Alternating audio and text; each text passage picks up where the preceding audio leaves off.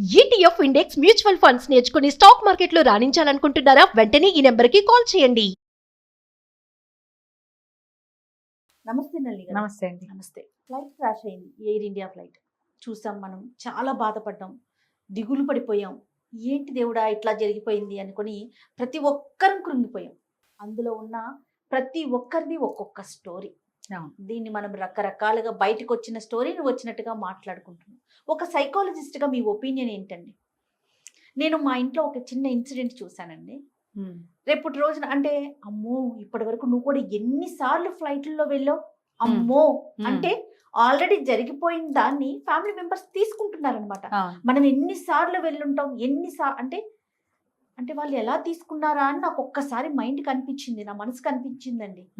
మీరేమంటారు నల్లి గారు ఒక సైకాలజిస్ట్ గా? అవునండి, నేను కూడా ఇది రీసెంట్ గా అదే దీని గురించి ఇట్లా బెంగపడుతున్న వాళ్ళని ఉద్దేశించి మాట్లాడుతున్నప్పుడు చెప్పాల్సి వచ్చింది. ఏంటంటే కరెక్టే, విషాదం జరిగింది, విపరీతమైన విషాదం. 240కి పైగా ప్రాణాలు పోవడం, క్రూ అసలు ఏమాత్రం సంబంధం లేకుండా కిందున్న మెస్సులో పిల్లలు పోవడం, మెడికల్ స్టూడెంట్స్. అసలు ఇది ఊహకే అందని. ఎందుకు ఇలా భగవంతుడు మీదే ఒక నిమిషం కోపం వచ్చేంత లాంటి విషాదకరమైన విషయం. కానీ తర్వాత ఏమవుతుందంటే ఒక్కొక్క స్టోరీ బయటకు వస్తాడు. వాళ్ళెవరో లండన్లో సెటిల్ అవ్వాలని వచ్చారట, ఇప్పుడే లండన్లో. ఆయన ఎవరో భార్య ఎక్కడ పోతే అస్థికలు కలపడానికి వచ్చాడట, 2 పిల్లలు అక్కడ అనాథలు అయ్యారు. మరో కూతురని అలా ఒక్కొక్క రోజు వస్తుంది.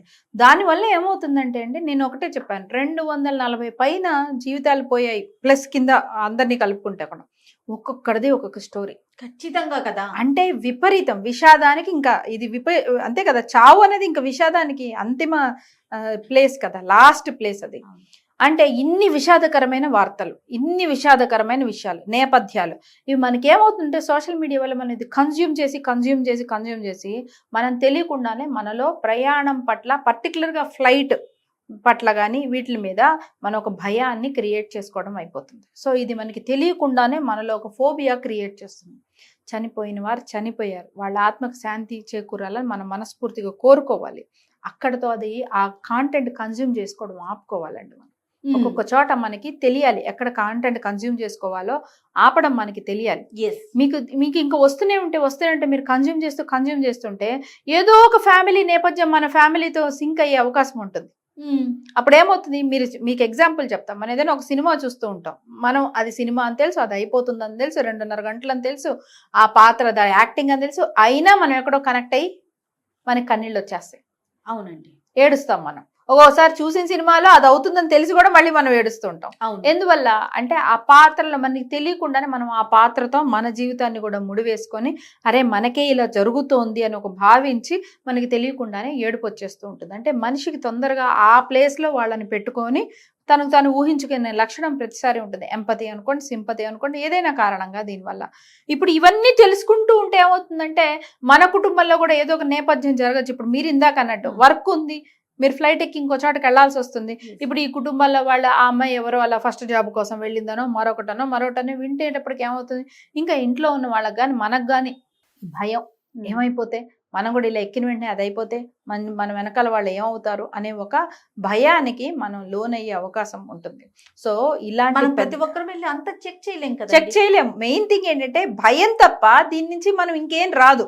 ఇప్పుడు వేరే విషయాలు అనుకుందాం. ఫర్ ఎగ్జాంపుల్ కరోనా అప్పుడు కూడా చాలా చావులు తెలిసాయి మనకి. అవును, అప్పుడు కూడా ఎక్కువ వార్తలు విని ఊరికే ఆ నెంబర్స్ కోసం కంగారు పడతో చెయ్యకండి అని చాలా మందికి మేము చెప్పాల్సి వచ్చింది. ఆన్లైన్ లో కౌన్సిలింగ్స్ ఇస్తున్నప్పుడు ఆ నెంబర్లు మీరు పట్టించుకోవద్దు, మీరేం జాగ్రత్తగా ఉండగలరు మాత్రమే ఆలోచించండి, మీరేం జాగ్రత్తగా ఉండగలరు మాత్రం ఆలోచించండి అని చెప్పాం. ఎందుకంటే అక్కడ వాళ్ళు జాగ్రత్త తీసుకోగలిగింది ఏంటంటే 10 మందితో కలవకపోవడం, ఓ చోట ఉండటం, జాగ్రత్తగా ఉండడం. కొన్ని థింగ్స్ మాత్రం అట్లీస్ట్ మన కంట్రోల్లోనే.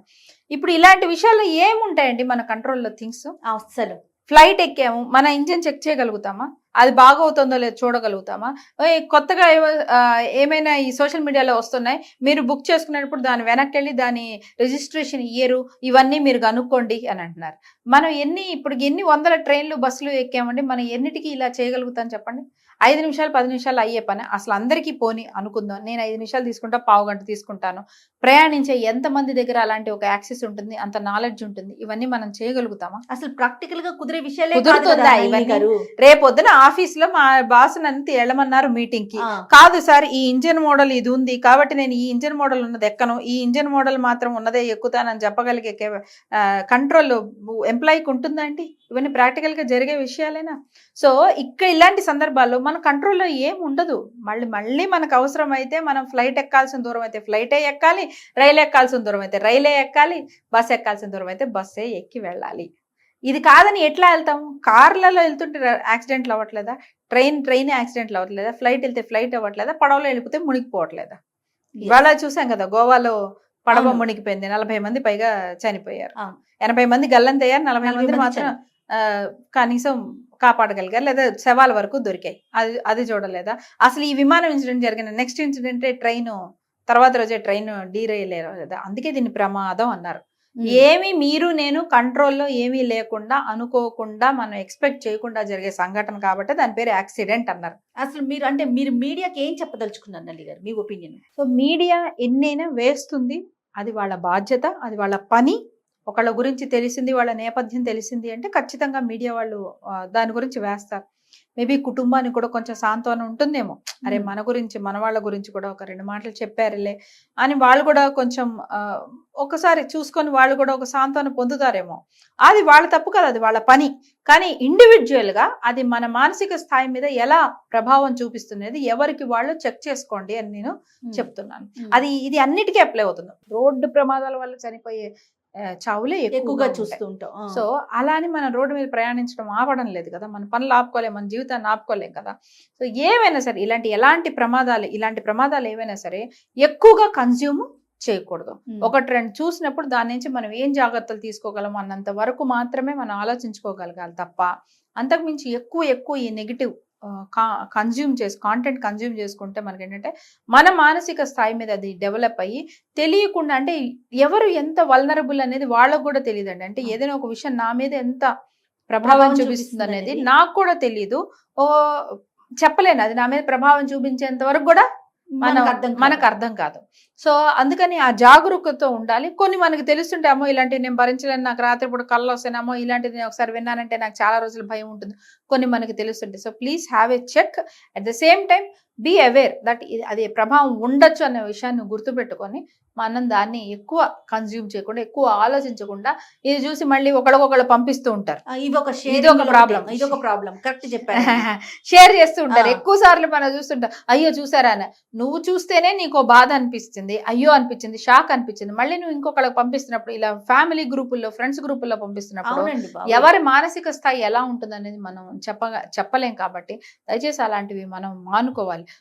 మీరు పంపిస్తే మాత్రమే వాళ్ళకి వస్తుందా అని ఏమీ లేదు. ఏదో రకంగా వాళ్ళ వరకు వస్తే వాళ్ళ వరకు వస్తుంది, రాలేదా అదృష్టవంతులు, వాళ్ళ వరకు రాలేదు. అంటే ఇగ్నోరెన్స్ ఈజ్ బ్లిస్ అన్నారు. చాలా వరకు కొన్ని మనకి తెలియకుండా ఉండటమే చాలా మంచిది.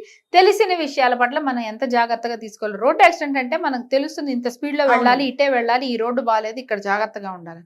ఫ్లైట్ కి సంబంధించి మనకి ఏం తెలుస్తుందండి? అసలు ఏమి తెలియదు మనకి.